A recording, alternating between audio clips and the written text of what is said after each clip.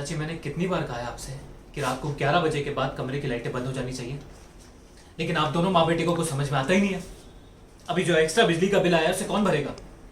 ऊपर से चाचा जी तो आएंगे नहीं भरने के लिए, भरने तो मुझे ही पड़ेगा ना। कमाई का कोई ठीक ठिकाना है नहीं, लेकिन आप दोनों माँ बेटी खर्चा करने में माहिर हो। अब मुझे समझ में आता है कि चाचा जी मरने से पहले कोई सेविंग क्यों नहीं कर पाए। अब उनका बोझ भी हमें उठाना पड़ रहा है। और ये नहीं कि जो लोग मदद कर रहे हैं, खाने पीने का बंदोबस्त कर रहे हैं, उन लोगों की मदद की जाए, उल्टा उन्हीं लोगों को आप परेशान कर रहे हैं। और कुछ पूछो तो आप दोनों मुंह में दही जमाए खड़े रहते हैं। कोई जवाब है आप लोगों के पास? बहुत हुआ चाची, बस बहुत हो गया। आइंदा मैंने ऐसा कुछ देखा तो बहुत बुरा हो जाएगा। मैं नहीं चाहता कि आप इस उम्र में यहां वहां भटके।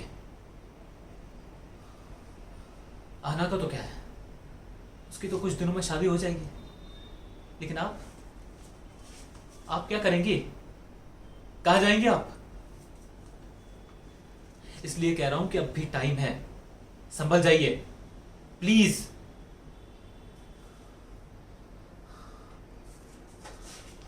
इन दोनों की वजह से ये जो एक्स्ट्रा खर्चा हुआ है इसे एडजस्ट तो करना पड़ेगा ना। ऐसे पेड़ में तो उगते नहीं है जो तोड़े और भर दिया बिजली का बिल।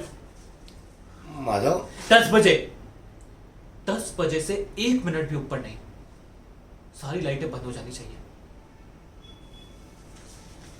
श्रेया, तुम खुद आकर चेक करोगी। मुझे इन दोनों पर रत्ती भर भी भरोसा नहीं है।